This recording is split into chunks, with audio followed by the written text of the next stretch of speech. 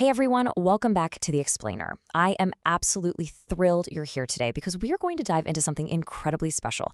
It's a fascinating Japanese concept that honestly completely transforms how we find meaning, purpose, and even longevity in our everyday lives. So let's just jump right in, shall we? To kick things off, I want to share a really powerful story straight from our source material. There was this Japanese woman, a mother and a school teacher, who suddenly, tragically fell into a coma. And while she was unconscious, she found herself in this peaceful white space. Suddenly, a voice asks her a very simple question. Who are you? She answers, well, I'm a mother of four. But the voice says, we aren't asking what you do. Who are you? So she tries again. I'm a school teacher. The voice pushes back again. That is your profession, but who are you? She went through her culture, her religion, her gender, but the voice rejected every single answer. It was a massive realization. She was defining her entire existence solely by her titles and her roles. It really makes you ask yourself, doesn't it? Who are you without all of that? When this woman finally woke up, she literally lived her life completely differently, constantly searching for her deeper reason to exist. And that profound question brings us to our roadmap for today. Now think of this less like a dry table of contents and more like a real map to discovering your true self. First, we'll unpack the actual meaning of Ikigai. Then we'll break down the 4 pillars of purpose and look at exactly how you can find yours. After that, we'll uncover the secrets of Okinawan longevity, explore the incredible power of flow, and finally wrap up with some simple rules for daily joy. All right, let's start with part 1, the meaning of Ikigai. So, the Japanese call this deep driving reason, Ikigai, and it translates beautifully to the reason for being, or literally that deep reason you wake up and get out of bed in the morning. The absolute crucial takeaway here is that this goes way, way beyond making a ton of money, or getting famous, or just doing what society expects of you. It's a quiet inner voice that exists inside every single one of us. Some people find it in creating art. Others find it in taking care of their neighbors, or maybe even in growing their own food. You have one, I have one. It's honestly just waiting to be found. Moving right along to part 2, the 4 pillars of purpose. Now, finding your Ikigai is like solving a giant puzzle, and it requires answering 4 specific questions. Number 1, what do you love? Number 2, what are you good at? 3, what does the world need? And 4, what can you be paid for? Our source shares this brilliant, simple story about Maria. She's a 32-year-old woman living in Brazil, and every single morning at 5 a.m., she wakes up to bake fresh bread for her small town. Let's run her life right through these pillars. What does she love? Baking. What is she naturally good at? Creating beautiful, delicious recipes. What does the world need? Well, her town desperately needs fresh, healthy food. And what can she be paid for? Her small bakery provides just enough income for a really peaceful life. It's so simple, but it hits the nail right on the head. So let's look at how these pillars actually interact with each other. Passion is that sweet spot, the intersection of doing what you love and what you are naturally good at. When you're in this zone, you literally lose time of things. You feel alive, you feel creative. But as amazing as passion is, it's an incomplete puzzle on its own if it doesn't support a full life financially or if it doesn't serve a greater need. Let's add the next layer and see how this builds out. Profession and vocation. Now, this is the highly practical intersection of what you're skilled at and what you can actually be paid for. Obviously, these zones pay the bills, right? They offer survival and dignity. But, and this is a really big but, without love or a sense of mission, living purely in this space can leave you feeling traditionally successful, sure, but completely empty inside. And that brings us to your mission. This is where you use your passion and your skill to provide exactly what the world needs. Our source material highlights David, a 45-year-old chef over in Italy. Now, David loved cooking and became highly skilled at it, eventually opening a very successful restaurant.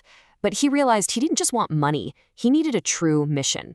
So he started teaching young kids from struggling families how to cook, giving them real skills and confidence. In doing that, he found his mission. It's super fascinating to contrast these different zones and see the danger of missing pieces in your own puzzle.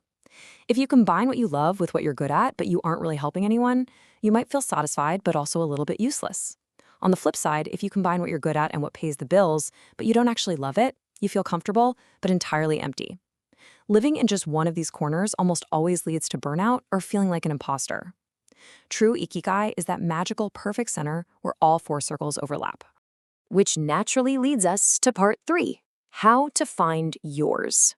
So, how do you actually find this center? Well, finding your Ikigai is an active, ongoing experiment. First, try to remember your childhood joy. What did you love before the world told you what to do? Notice what activities make you forget time. Pay attention to what people genuinely compliment you on. And most importantly, explore. Start with just 10 minutes a day. Take Aisha, for example. She was a hotel receptionist in Kenya who felt totally uninspired. One day, on a whim, she offered to take a hotel guest on a quick walking tour of her city. The guest absolutely loved her storytelling and told her, you should really do this for a living. So Aisha just started organizing small tours on weekends. She experimented, and it shifted her entire life. Finding your Ikigai isn't some sudden lightning strike. It's a quiet discovery that builds up through small, intentional actions. Moving on to part 4, secrets of Okinawan longevity. 80%.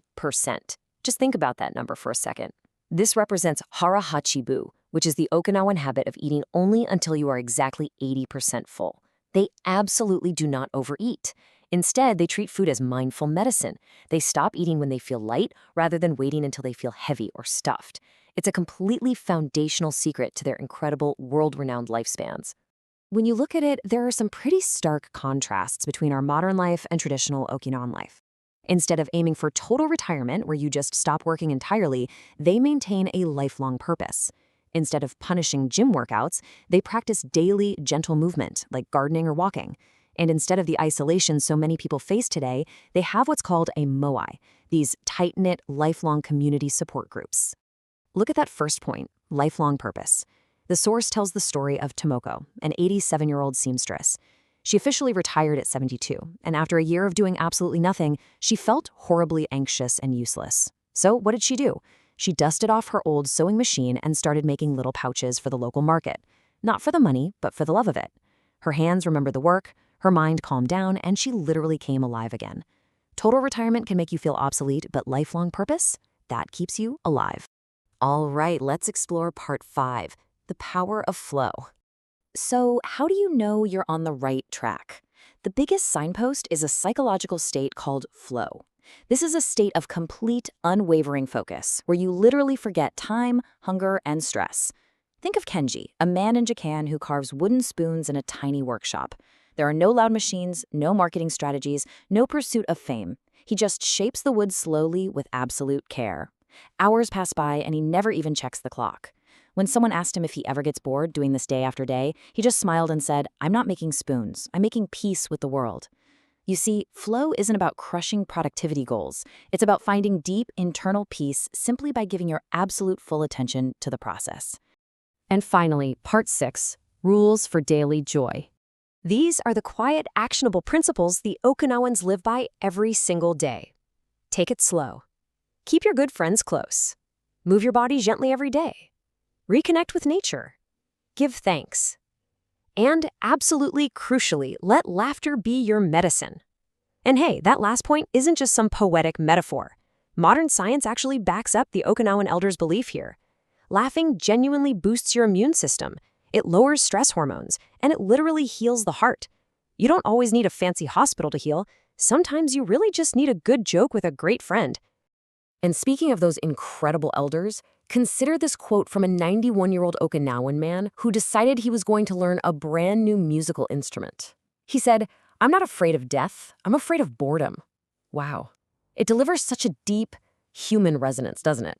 It proves the point that age doesn't kill people, emptiness does. Here is another amazing piece of elder wisdom, this time from a 102-year-old woman. She said, "Life gives us problems, but worry is a second problem we create ourselves." This shows exactly why focusing clearly on the present moment without letting fear take over is such a massive part of the Ikigai lifestyle.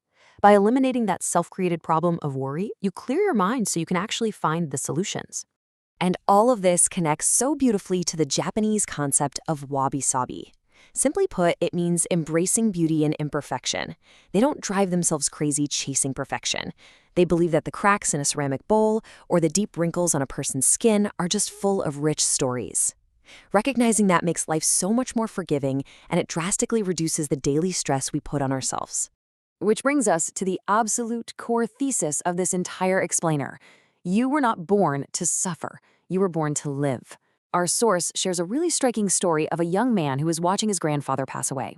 His grandfather had worked incredibly hard his entire life, saved all his money, followed all the rules, but on his deathbed, he looked at his grandson and said, "I waited my whole life to live, and I ran out of time." That young man promised himself right then and there that he wouldn't wait. He immediately started taking long walks in nature, he learned how to play music, and he started living with actual purpose. He earned a little less money, sure, but he lived so much more. And that leaves us with this final, incredibly important question. Your Ikigai is already inside you. It's just waiting to be uncovered. You don't have to change the entire world tomorrow. You literally just have to start with small, honest actions. So what will you do with this exact moment? Are you going to take your first 10-minute step toward finding your Ikigai today? I highly, highly encourage you to start the experiment. Thank you so much for joining me on this explainer. Until next time, stay curious and please stay true to who you really are.